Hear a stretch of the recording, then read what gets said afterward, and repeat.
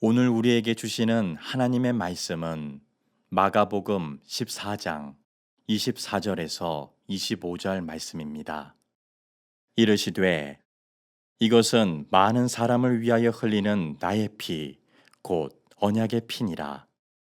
진실로 너희에게 이르노니 내가 포도나무에서 난 것을 하나님 나라에서 새 것으로 마시는 날까지 다시 마시지 아니하리라 하시니라. 아멘. 미국 애틀란트에 에, 수전 호지슨이라고 하는 평범한 여성이 살고 있었습니다. 이 애틀란타에 살고 있는 호지슨은 이 마을에 한 15년 정도를 평범하게 살고 있었던 여인입니다. 어느 날 아주 들뜬 마음으로 휴가를 가게 되었어요. 그리고 너무 행복하게 휴가를 마치고 집으로 돌아왔는데 자기의 눈앞에 펼쳐진 광경을 보고 더 이상 할 말을 잃게 돼요. 무엇을 보았기에 그는 말문이 막힌 걸까? 휴가를 간 사이에 멀쩡한 집이 철거가 되어서 지금 화면에 나올 텐데 폐허가 돼버렸어요.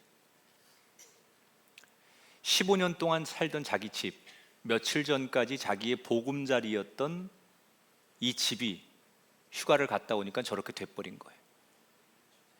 황당한 호지슨이 자초지종을 알아보니까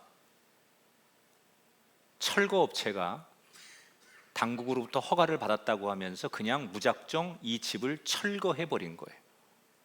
근데 알고 봤더니 그 허가증 속에 있던 주소가 전혀 달라요. 그러니까 주소를 착각해서 남이 집을 엉뚱하게 철거해버린 거예요. 자, 얼마나 황당합니까? 그래서 호지슨이 경찰에 신고하고 변호사 만나서 이거 여러 가지 과정을 밟는데 철거업체는 자기들은 잘못한 거 없다. 거기에 니네 집이 거기 있는 게 잘못이다. 이래서 지금 소송 중이래요. 저는 이 이야기 들으면서 인생이라는 게 이런 건가? 가장 즐거운 휴가 뒤에 만난 가장 불행한 사건. 누가 이런 일이 일어날 거라고 상상이나 했겠습니까? 그런데 가만 보면 이게 호지스만의 일은 아닌 것 같아요. 우리의 삶에도 얼마든지 어느 때든지 일어날 수 있는 사건이죠. 우리는 우리의 경험상 우리가 전혀 예상하지 못한 일들을 참 많이 만나요. 나는 그렇게 조심하고 산다고 하는데도 예상 못한 외부의 요인으로 인해서 나에게 어려움이 닥칠 때가 있어요.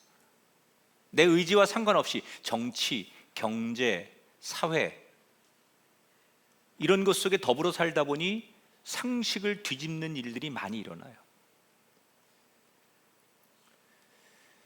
그래서 어떤 분들은 너무 우리가 살아가는 세상이 내 의도와 다른 일들이 너무 많이 벌어지고 거기 또 때로는 내가 연루되기도 하다 보니 요즘 하루하루 사는 게 좀 혼란스럽다. 그리고 세상에서 들려오는 이야기에 귀를 닫고 싶다. 그런 분들이 많이 계신 것 같아요. 나라고 하는 사람이 이 세상에 참 살아가기에 점점 버거워지는 세상. 나는 정말 잘 살고 싶은데 세상이 나를 가만히 내버려 두지 않는 세상. 혹시 그렇게 여러분 황당하기 그지없는 여러분의 인생이 휘몰아칠 때 여러분 어떻게 하십니까? 어쩔 수 없지. 다 그런 거지. 이렇게 체념하십니까? 저는 그러면 안 된다고 생각해요. 이 험한 세상에서 적어도 내가 내 자신을 지키기 위해 우리는 뭔가 노력해야 돼요. 그래서 오늘 저는 이 불안한 세상 속에서 내 자신을 건강하게 지켜나가는 인생이 되기 위해서 뭘 해야 될까? 오늘 마가복음 14장의 말씀을 나눕니다. 오늘 본문은 예수님께서 이제 공생애를 마치고 드디어 최후의 만찬의 자리 예루살렘에 올라가시는 거죠. 이때 예수님의 마음은 대단히 비장했어요. 왜냐하면 지금 예루살렘에 올라가는 길은 십자가의 죽음이 기다리는 거고 그 과정을 향해 가는 거잖아요. 그런데 동행한 제자들의 마음은 예수님 마음 같지 않습니다.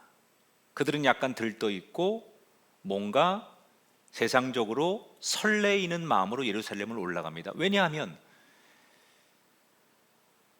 그들이 바라는 자기 선생님 예수님은 정치적인 구원자, 이제 예루살렘에 도착하셨다면 적어도 예수님이 정권을 바꾸거나 로마로부터 우리를 독립해 줄 위대한 지도력을 발휘해 줄 거라고 생각하는 거예요.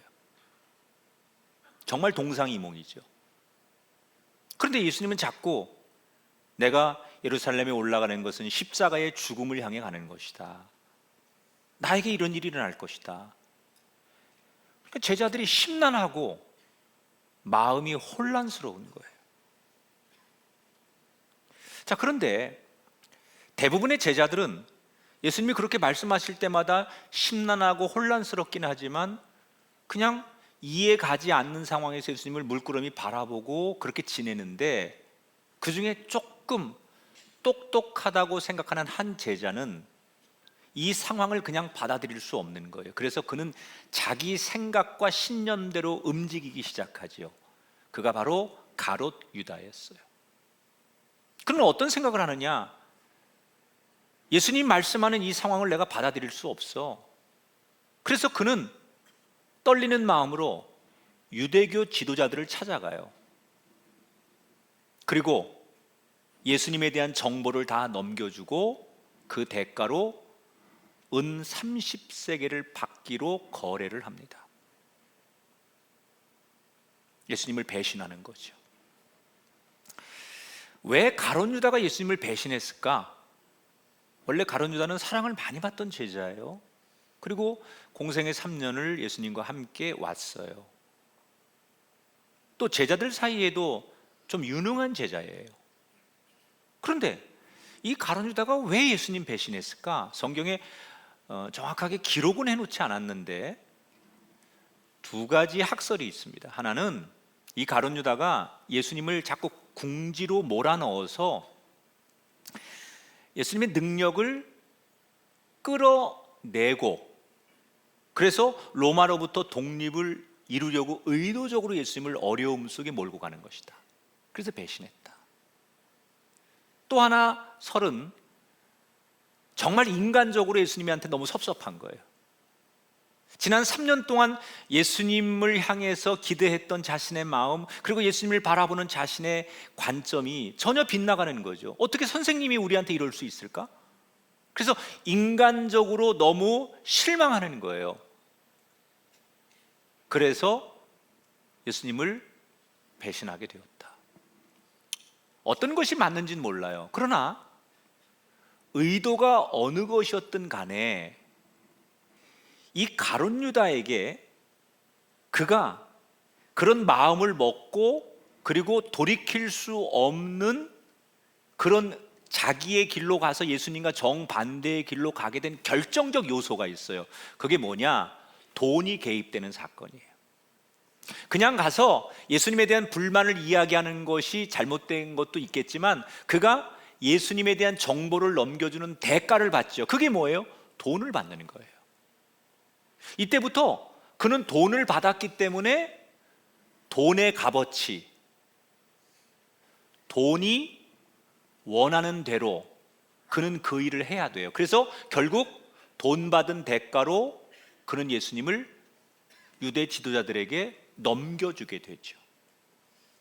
다른 말로 표현하면 그는 그때부터 돈의 노예가 되는 거예요. 여러분, 노예라고 하는 말이 그렇게 어감상 좋은 단어는 아니죠. 그러나 때로는 어느 연인이 사랑을 고백할 때 난 평생 당신의 노예가 될게, 마음을 표현하는 거죠. 또 우리가 신앙적으로 하나님 앞에 회심하고 저는 평생 주의 종으로 당신의 복음에 빚진 노예로 살겠습니다. 이것도 좋은 표현이죠. 그러나 지금 말한 대로 물질, 돈의 노예가 되어서 그 돈의 노예로서의 지배를 받고, 노예라는 것은 주인에 의해서 살아가는 거 아닙니까? 결국 6월절 만찬 자리가 열리고 가룟 유다는 슬쩍 사라져서 그들에게 예수님 있는 그 위치의 정보를 주고 예수님을 팔아넘기게 되잖아요. 뭐예요? 돈이 시키는 대로 돈의 영향력 아래 놓이게 됐다는 거예요. 아마도 가룟 유다는 동료 제자들을 보면서 이런 생각을 했을 것 같아요. 아이, 저 바보들, 예수님이 저렇게 말하는데 아무 대안도 없이 아닌 줄 알면서도 저렇게 끌려가는 저 바보들, 동료들을 보면서 내 생각이 맞아, 이렇게라도 예수님을 자극하고 이런 상황을 만들어서 뭔가 반전을 만들거나, 아니면 우리가 알고 있던 예수님이 아닌 무능한 예수님이라면 차라리 더 이상 그 예수님과 손절하는 게 맞아. 그리고 자기는 자기의 선택이 옳다고 생각해요. 그런데 그가 생각한 그 선택은 옳지 않았죠. 그는 역사의 죄인이 됩니다. 그리고 얼마 가지 않아 자신이 어떤 잘못을 했는지를 뉘우치고 괴로워하다가 스스로 삶을 마감해요. 도대체 그 똑똑하고 유능했던 가룟 유다가 한순간에 이렇게 무너지게 된 이유가 뭘까?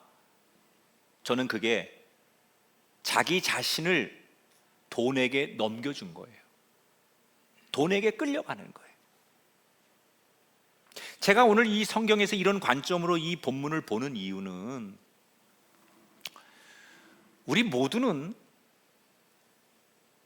세상을 살면서 뭔가 열심히 하는 게 좋다고 생각하지만 사실은 어떤 일을 열심히 해야지라는 실행보다 더 중요한 게 방향이라는 걸 알아야 돼요. 램프 증후군이라는 말이 있습니다. 램프 증후군. 이게 뭐냐면, 너무 지나칠 정도로 어떤 문제 앞에 고민하고 괴로워하고 걱정하는 사람들이 습관화되는 것을 램프 증후군이라고 해요. 그래서 이 사람들에게 내리는 처방이 뭐냐면, 뭐라도 앉아서 고민만 하지 말고 움직여라, 이런 얘기를 합니다. 움직여라. 자, 가만히 있는 것보단 뭐라도 하는 게 맞다, 우리 그렇게 생각하잖아요. 근데 저는 사람이 무조건 뭐라도 하는 게 다 좋은 건 아니라고 생각해요. 야, 그냥 뭐라도 해, 가만히 있지 말고. 이 말이 여러분 대단한 함정이 있는 거예요. 예를 들어서 우리가 등산을 하는데 아무 방향이나 올라갈 수는 없잖아요. 인생이라는 것을 우리가 걸어가는데 뭐라고 한답시고 잘못된 방향으로 가면 큰일 나는 거예요. 그러니까 하는 것이 중요한 것이 아니라 방향이 더 중요한 거거든요. 이 어지러운 세상에, 이 혼란한 세상에 내 자신을 지키려면 뭘 열심히 하고 있느냐 안 하고 있느냐의 문제를 넘어서 나는 지금 어느 방향으로 가고 있느냐, 그런 점에서 지금 가룟 유다는 아무것도 안 하는 제자들을 대표해서 나라도 뭔가 해야지 라고 뭐를 했는데, 이 가룟 유다가 주는 교훈이 뭐예요? 잘못된 방향. 그 잘못된 방향 중에 하나가 돈의 노예가 되었다는 거예요. 사람들은 언제 돈에 집착할까요? 여러분들은 평생 집착하니까 잘 모르겠지요. 사람들이 돈에 집착하는 건 심리적으로 세상이 불안할 때, 내 미래가 안 보일 때, 그리고 내 형편이 어려울 때, 그러니까 심리적으로 불안하고 되게 막 상황이 어려우면 사람들이 본능적으로 물질에 더 집착한대요. 그때 그런 세상이 되면 사람들이 더 돈에 욕심을 내고 돈을 가지고 싸우는 거예요. 2021년도에 방영되었던 넷플릭스의 드라마 오징어 게임 줄거리를 기억하십니까? 456명이 456억 원의 상금을 얻기 위해서 생존 게임을 벌입니다.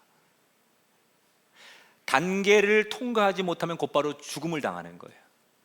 그런데 그 드라마 속에 내 동료가 옆에서 무참하게 죽는데 나머지 사람들은 오직 상금만 바라보느라고 계속 사람이 죽어나가도 자기들은 다음 게임에 매진을 해요. 어떤 심리예요? 나한테 결국 저 돈만 있으면 내 인생 역전할 수 있고 행복할 수 있다고 생각하는 거예요. 그 드라마가 주는 메시지가 그거거든요. 그런데 그 드라마를 전 세계 사람들이 그렇게 열광한 이유가 뭐예요? 우리 모두가 그 드라마를 보면서 본능적으로 우리 안에 표현은 안 하지만 똑같은 생각들을 공감하고 있다는 거예요. 저는 때로는 약간 옛날의 아날로그 감성이 좋은 게 있어요. 아마 뭐 비슷한 분들이 있겠죠. 지금 살기 좋아졌고 지금의 이게 참 우리한테 좋은 거지만 때로는 이것만큼은 그때 그것으로 변하지 않고 살면 더 좋았을 텐데, 그런 게 있어요. 그 중에 하나가 뭐냐면, 저는 목회 철학이 교회가 변화해야 된다고 생각해요. 아주 본질적인 복음 놔두고는 교회는 다 바뀌어야 돼. 그래서 교회가 계속 지금의 시대에 맞게끔, 문화에 맞게끔, 또 젊은 세대에 맞게끔 눈높이로 교회가 변화하는 걸 찬성하는 입장인데, 이런 건 좀 아쉬운 것 같아요. 과거에는 교인들끼리 이렇게 모여서 그 삶을 나누죠. 교인들끼리 교제하고 교인들끼리. 그러면 주로 그 삶을 나누는 주제가 어떤 거였냐면 은혜 받은 이야기. 집사님 나 정말 이번 집회에 큰 은혜 받고, 나 성령 체험하고, 나 방언도 했고, 나 이런 은사도 체험하고, 그러면서 받은 은혜, 그 아주 정말 그 성령의 능력들을 있는 그대로 이렇게 드러내는 그런 나눔이 굉장히 많았었어요. 간증을 해도 그렇고 교인들끼리 삶을 나누는 주제들이 보통 그런 게 많았었습니다. 그런데 지금의 교회 교인들은 여전히 삶을 나누는데 주제가 그런 하나님께 받은 은혜보다는 솔직히 말하면 사는 이야기. 근데 그 사는 이야기의 끝은 다 돈이에요. 아이들 교육하는 문제, 또는 무슨 직장과 사업의 문제, 그리고 심지어 나는 노후를 위해서 어떤 걸 투자하고 어디에다가 뭐를 내가 좀 이렇게 미래를 위해서 해놓고, 다 이런 얘기가 보면 삶을 하나님의 은혜로 나눈다고 하지만 그 끝에 결론은 다 돈과 관계된 이야기를 나눠요. 사람들의 관심이 다 각각, 우리의 시선이, 우리의 마음이 다 돈에 가 있으니까 신앙의 나눔도 다 돈과 관계된 얘기를 많이 하더라는 거예요. 제가 CBS 새롭게 하소서를 한 6년 진행하면서 굉장히 많은 게스트들을 만났는데, 지금도 기억에 남는 분들이 어떤 분들이냐, 유명해서가 아니라 참 삶으로 고개가 숙여지는 분들, 겸손한 분들, 그렇게 엄청난 은혜를 입고 또 성공하고 정말 자랑할 만한데도 정말 하나님 앞에 겸손하게 자신을 고백하는 분들, 지금도 가슴 뭉클하게 기억에 남죠. 근데 그런 분만 있는 게 아니에요. 간혹 전혀 반대되는 성향의 사람들이 게스트로 나와요. 어떤 분들이냐, 자기의가 너무 강한 거예요. 분명히 하나님을 높이는 이야기인데 그 속에 자기 이야기를 너무 강하게 해. 제가 이런 것 때문에 성공했습니다. 하나님 이야기를 하면서 자기가 너무 드러나는 거예요. 그럼 작가들이 인터뷰를 할 때, 대본을 짤 때, 이 사람 성향이 너무 그게 강한 것 같으니까 몇 번이고 부탁을 해요. 저기요, 이 프로그램은 하나님을 높이는 거니까 항상 이야기 속에 간증 이야기를 해주세요. 너무 개인적인 이야기 말고 그런 걸 해주세요. 그렇게 하는데도 자꾸 그게 습관이 돼 있으니까 자기를 드러내는 게스트들이 나와요. 그럼 참 힘들어요. 방송하기가. 근데 이런 분보다 더 힘든 분들이 나와. 그게 누군지 아십니까? 자, 녹화를 쫙 하다가 중간에 녹화를 잠시 멈출 때가 있어요. 좀 정비를 해야 돼. 예를 들어서 분장도 다시 해야 되고, 뭐 카메라 앵글도 좀 잡고, 조명도 다시 좀 해야 되고, 뭐 중간에 이제 PD가 뭘 후반기는 이렇게 해달라고 뭐 요청하는 게 있어요. 그러면 이제 방송을 딱 끊습니다. 그리고 잠시 몇 분 사이에 게스트와 이제 방송이 아니니까 다시 잠시 숨을 고르면서 대화를 나누게 돼요.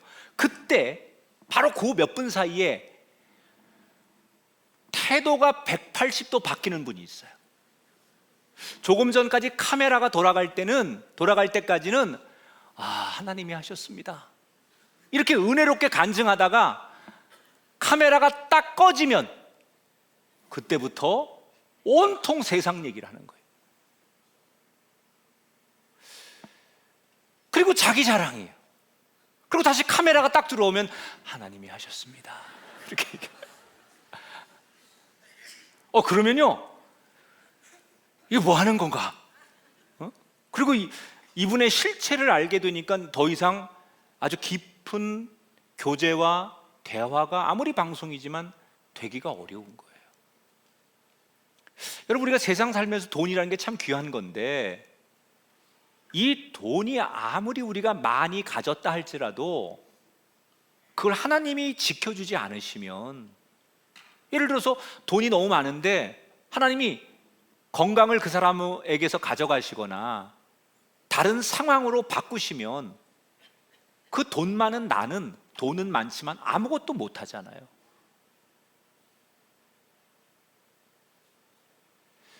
저는 돈의 노예라는 말을 여러분들이 좀 어떻게 생각할지 모르지만,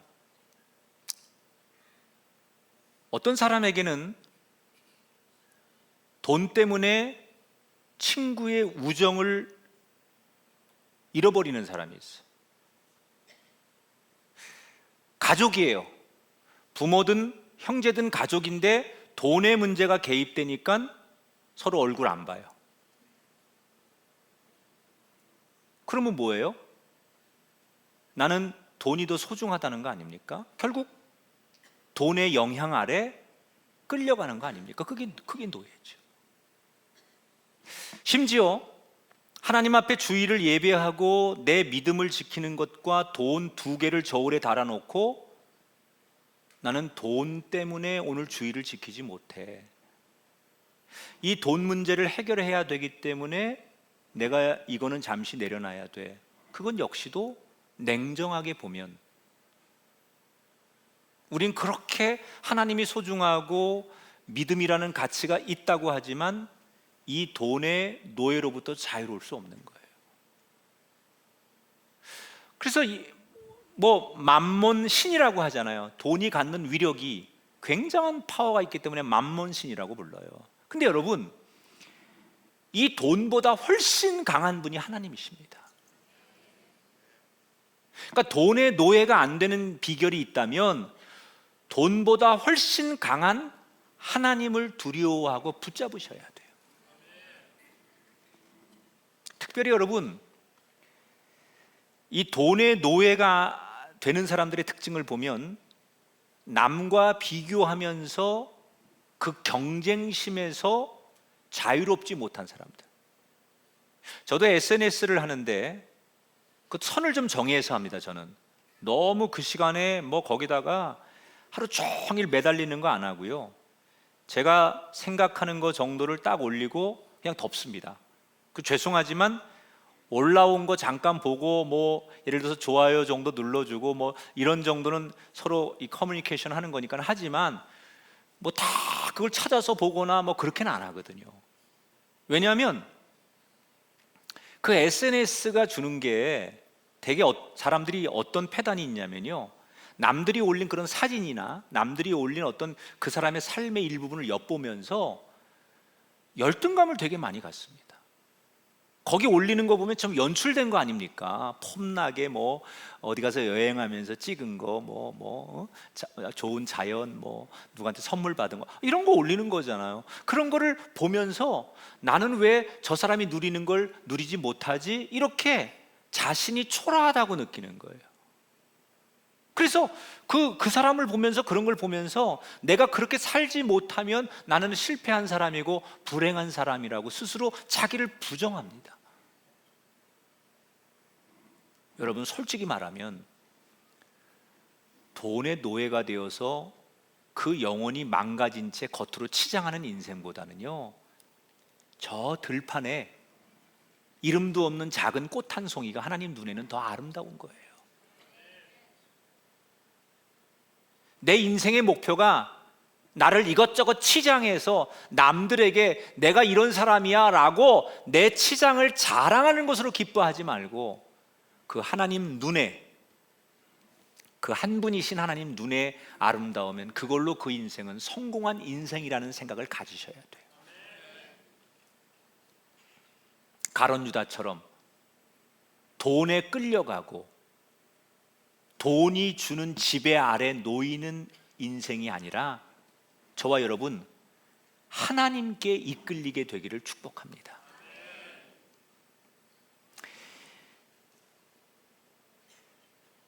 일본에서 최근에 이런 실험을 한 통계 논문 하나가 나왔는데, 부부가 평생 한 40년, 50년 이렇게 원만하게 산 부부들, 그러니까 원만하게 살았다는 얘기는 이혼 안 한 부부를 얘기하는 거예요. 요즘 같은 세상에 한 30년 이상 살았다, 40년, 50년 살았다, 대단한 거죠. 응? 정말 그런, 일본은 우리보다 조금 더 많이 겪었잖아요. 근데 일본 사람들 중에 그렇게 부부가 인연을 끝까지 가져가는 부부들을 쭉 조사한 거예요. 그래서 이제 원만하게 부부 생활하고 이혼 안 하고 이제 나이가 늙었어요. 그리고 보통 가만히 살펴보니까 부인이 먼저 죽으면 남편이 얼마 안 있다가 부인을 따라서 자연스럽게 죽더래요. 통계. 부인이 같이 살다 원만하게 살다가 먼저 사망을 하면 남편도 오래 못 살고 죽더래요. 그런데 그렇게 원만하게 사는 부부들 가운데 남편이 먼저 죽으면 부인은 행복하게 오래 산대요.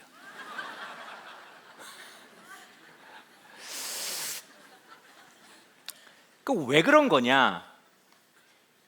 실제로 이 부부들은 원만했던 게 아니라 별로 안 좋은 관계였던 거예요.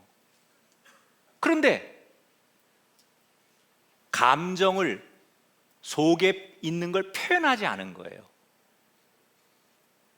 그러니까 서로가 표현을 안 하니까 어떤 것도 드러내지 않다 보니까 우리는 그냥 잘 살고 있는 것이다 라고 착각을 하고 산 거예요. 단지 이혼을 안 했다고 해서 부부가 아니라, 여러분, 우리 가운데 심리적으로 이미 남이 된 사람들이 얼마나 많은지 몰라요. 법적으로야 그냥 살더라도 이미 저 사람과 심리적으로 남처럼 사는 부부가 더 많거든요. 그러니까 이 사람들이 착각하는 거죠. 우리는 잘 살고 있었다. 감정을 드러내지 않았기 때문에. 사실은 저는 한국 교회의 큰 정말 그 속상한 것 중에 하나가, 우리가 언젠가부터 이렇게 여러분들 가서 앉아 계시면 참 보기 좋습니다. 여러분들 이렇게 앉아 계신 모습 보면 저도 참 힘이 나고, 또 여러분들의 그 모습 속에서 배우는 것도 많이 있어요. 근데 한 가지 아쉬운 게 있다면, 너무 이 세상이 정형화되고 그런 남들의 시선을 의식하다 보니까 자기의 감정들을 이런 데서 쉽게 드러내지 않아요. 사실 우리는 어떤 세대냐면요, 하나님 앞에 은혜 받으면요 막 눈물도 콧물도 흘려가면서, 막 때로는 막 그냥 은혜 받으면 그 자리에서 내려와서 무릎 꿇고 심지어 땅바닥을 치고, 어떤 사람은 막 그 자리에서 하나님의 은혜가 너무 좋아서 막 대굴대굴 굴르는 사람도 있었고, 아주 원초적인 신앙의 고백들이 많았었어요. 정말 막 하나님 앞에 막 부끄러움을 모르고 어린아이처럼 막 기뻐 뛰며 찬송하고 율동도 하고, 그렇게 자신들의 받은 은혜와 감격을 표현하는 사람들이었거든요. 근데 언젠가부터 교인들이 전혀 표현을 안 해요. 자신의 영적 감정을 표현하지 않는 거예요. 억누르는 거예요. 근데 그게 어떤 문제가 생기냐면, 지금 말한 것처럼 나는 정말 점잖게 하나님 잘 믿고 있어, 나는 정말 엘리트야, 나는 모범적인 신앙인으로 하나님과 관계가 전혀 문제 없어, 착각하고 있는 거예요. 내가 하나님 앞에 내 깊은 영혼의 감정을 숨기고 아무것도 하지 않는 것을 나는 아무 문제 없이 신앙생활 잘하고 있다고 우리가 착각하고 있다는 거예요. 드러내야 돼요. 하나님 앞에 내 모습 그대로를 드러내야 돼요. 간혹 우리 여성들이, 이 중년 이상의 여성들이 이런 얘기합니다. 아유, 목사님, 우리 남편 요즘 너무 여성 호르몬이 많아져서 그런지 맨날 뭐 그냥 삐지고 왜 그런지 모르겠어요, 애를 또 하나 키우는 것 같아요, 이러면서 우스갯소리를 합니다. 근데 저는 그건 너무 좋은 일이라고 생각해요. 여성들 잘 들어봐요. 여러분 남편이 뭐 별것도 아닌데 삐지고 뭐 괜히 그러고 막 그러잖아요. 그거는 그 삐돌이들이 자기 감정을 드러내는 거예요. 아무 감정도 안 드러내고 나 섭섭해, 나 이거 해줘, 이렇게 말하는 게 차라리 나은 거지, 너무 점잖은 척하고 아무 문제 없는 척해서 우리 사이에 아무 문제 없고 이 사람이 전혀 그런 거 외로움이나 고독이나 무슨 힘든 거 없나 보다, 이렇게 착각하면 그 남편이 한순간에 무너지는 거예요. 차라리 그렇게 자신의 마음을 드러낼 수 있다는 것은 그 부부가 훨씬 더 그 가정이 건강해질 수 있다는 거예요. 여러분, 하나님 앞에 여러분의 삶을 드러내시길 바랍니다. 내 아픈 상처를 드러낼 수 있는 건 용기가 필요해요. 그 용기로부터 우리는 사실 치료받는 거 아닙니까? 근데 그걸 감추느라고, 그래서 나는 너무 아픈데 그걸 감추고 사느라고 내 인생이 너무 불행해지는 거 아니에요. 하나님, 나 아파요. 하나님, 너무 속상해요. 하나님, 너무 억울해요. 이런 감정을 토해내시는 여러분 되기를 주의 이름으로 축원합니다. 자, 6월절 식사를 이제 마치시고 예수님이 감난산에 올라가시잖아요. 그때 제자들에게 굉장히 충격적인 얘기를 하세요.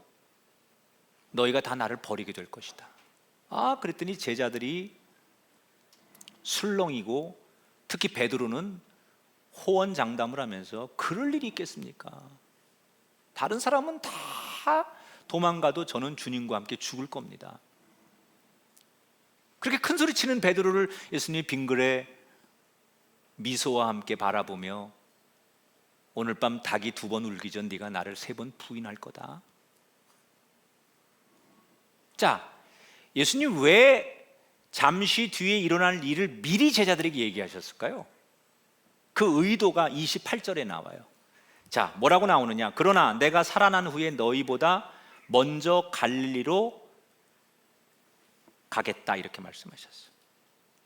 너희들은 나를 버릴 거야, 나를 배신할 거야, 나한테 저주할 거야. 그러나 나는 그런 너희들을 용서할 거고, 그리고 너희들한테 내가 찾아가서 내가 먼저 너희들에게 손을 내밀 거야 라는 얘기를 해요, 예수님이. 아직 일어난 일이 아니에요. 그런데 그렇게 얘기하세요. 그리고 정말 제자들은 생각지 않은 예수님이 체포를 당하고 고문을 당하는 그 사이에 정말로 하나같이 두려워서 예수님을 모른다고 부인하고 도망치죠. 그건 본능이에요, 사람이. 생명체들이 누가 나를 막 공격하면 목을 쏙 집어넣고 독을 막 그 등 위에서 뿜어내는 생명체가 있듯이, 이 생명체들은 지적으로는, 이성적으로는 그러지 말아야지라고 생각은 한대요. 그러나 본능이 나를 방어하기 위해서 그렇게 사는 게 인간이에요. 그래서 본성이 죄인이죠. 우리가 본능을 따라가 보면 우리는 다 그런 죄성을 갖는 거예요. 배신하지 않으려고 하는 게 마음이에요. 그리고 그걸 정말 생각으로 해요. 그런데 그 혼란스러운 상황이 콱 닥치니까 자기도 모르는 사이에 본능적으로 나를 지키려고 예수님을 버리고 저주하고 도망을 치는 거예요. 그리고 예수님은 십자가에 죽으세요. 그리고 부활하신 다음에 조금 전에 말씀하신 대로 예수님은 제자들을 만나러 부활의 몸으로 갈릴리를 가세요. 그리고 숨어 있고 이미 실패해서 다 손가락질 받아야 되는 그런 제자들을 향해 예수님이 먼저 손을 내밀면서 다시 해보자. 숨어 있지 말고 주눅들지 말고 남의 손가락질에 의식하지 말고 내 손 잡고 다시 해보자. 예수님이 손을 내밀고 겸연쩍지만 그 손을 잡은 제자들은 다시 밖으로 나오게 되고 그때부터 초대교회, 기독교 역사의 가장 위대한 예루살렘 교회를 세우고 기독교를 만드는 장본인들이 되는 거예요. 자, 이 제자들이 그런 어려운 순간들, 실패의 순간들이 있었는데 그들이 결국은 마지막에 해피엔딩이 됩니다. 그런데 그들이 그렇게 위대한 사도들이 되고 훌륭한 하나님의 일꾼들이 될 때 그들이 특별히 잘나서 잘 되는 인생이 된 게 아니에요. 그들도 휘청거리고 실패하고 볼품없는 사람들이었는데 예수님이 그들에게 손을 내민 거예요. 그 손을 잡았을 뿐이에요. 내가 잘해서가 아니에요. 우리도 살다 보면 이 제자들처럼 불안하고 넘어지고 잘못된 길을 가고 사람들에게 형편없는 사람으로 취급받을 때도 있고 우리도 그럴 때 있지 않습니까?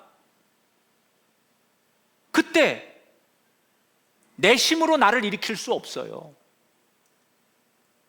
사람이 한번 주저앉으면요, 사람이 한번 무너지면요 쉽게 일어나기가 어려워요. 근데 저와 여러분에게 생각지 못한 너무나 큰 일들을 겪으면서 주저앉아서 일어날 힘이 없을 때가 있어요. 다시 이 자리로 돌아와야 되는데 돌아올 명분이 없고 어떻게 돌아가야 될지 모를 때가 있어요. 내 힘으로 안 되는 거죠. 그때 어떻게 하시겠어요?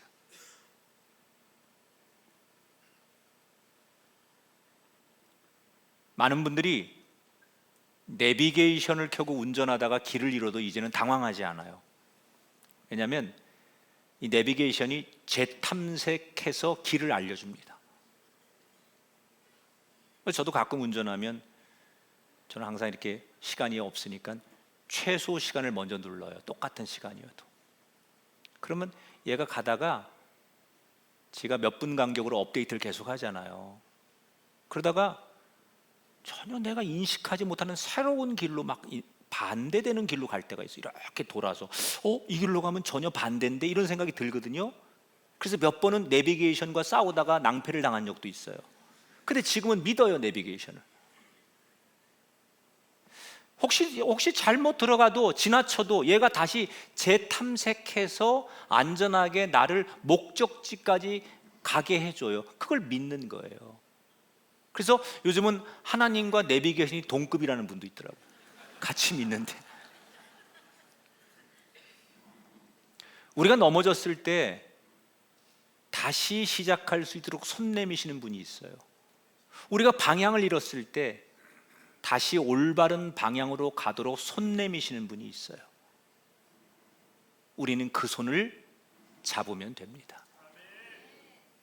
혹시 오늘 이 자리에 의도치 않게 내 인생, 우리 가정, 나와 관계된 사람들이 넘어진 사람이 있습니까? 어찌하다 보니 너무 혼란스러워 길을 잃으신 분이 있습니까? 이 시간 여러분에게 내미는 예수님의 손을 붙잡으시길 바랍니다. 마음은 어렵고 그걸 용기 내기까지 힘들지만 일단 그 손을 붙잡고 다시 일어나서 그 손 붙들고 이 제자들처럼 또 시작해 보시길 축복합니다. 결국 기독교에서 우리에게 손 내미시는 예수님의 손을 잡는다는 건 뭘 말하는 거냐? 우리 예배가 조금 더 뜨거워져야 돼, 지금보다. 여러분, 예수님 손 잡는다는 얘기가 다른 거 아니에요. 여러분이 나오는 이 예배 시간에 이 예배를 조금 더 뜨겁게, 약간은 간절함으로 드려보세요. 지금보다 조금 더 예배에 대한 몰입도와 예배에 대한 여러분의 중심이 조금만 더 여기 들어와 보세요. 그게 예수님 손을 잡는 거예요. 여러분이 드리는 기도가 정말 한 분이신 그분을 향해서 조금 더 중심을 드리는 기도가 되보세요. 말씀을 그저 듣는 것으로 그치지 않고 내가 그 말씀을 내 눈과 내 영혼으로 보면서 그 속에서 하나님이 내게 주시는 음성을 듣기까지 그 말씀 앞에 조금만 더 진지해 보세요. 그러면 분명히 여러분 예배를 통해, 기도를 통해, 말씀을 통해 내게 손 내미시는 예수님의 손을 잡게 될 거예요. 우리는 당장 1분 뒤에 나에게 무슨 일이 일어날지 전혀 모릅니다. 그래서 인생은 불안하죠. 그러나 불안한 세상 속에서도, 혼란스러운 세상 속에서도 하나님이 나를 보호하시면 마지막은 잘 되는 인생이 될 줄 믿습니다. 여러분, 이 어려운 세상, 점점 힘든 세상에서 나를 지켜야지요. 그러려면 남의식하고 특별히 우리가 돈의 노예가 되는 사람 말고, 혹시 우리가 실수해서 넘어지거나 어떤 의도와 상관없이 우리가 주저앉았을 때는 반드시 내게 일어나라고 손 내미시는 그 손을 붙잡으시길 바랍니다. 그게 적어도 내가 나를 지키는 방법이에요. 사랑의 또 다른 말이 그럼에도 불구하고예요. 우리가 정말 사랑이 있으면 돈이 없는데도 그럼에도 불구하고 사랑하는 그 대상에게 돈이 없음에도 불구하고, 시간이 없음에도 불구하고, 건강이 없음에도 불구하고 사랑하니까 그럼에도 불구하고 뭔가를 해요. 우리와 사실 하나님과의 관계는 그랬었죠. 그럼에도 불구하고 우리가 사실 뭐 돈이 있거나 여유가 있거나 우리가 뭐 능력이 돼서 하나님 앞에 최선을 다한 게 아니잖아요. 정말 하나님을 사랑하기 때문에 그럼에도 불구하고 시간이 없고 돈이 없고 때로는 건강이 안 되고 여건이 안 돼도 그럼에도 불구하고 우리는 하나님을 향해 왔어요. 그런데 지금은 우리에게 그래서가 돼버렸어요. 돈이 없어서 그래서 안 돼. 건강이 안 돼서 그래서 안 돼.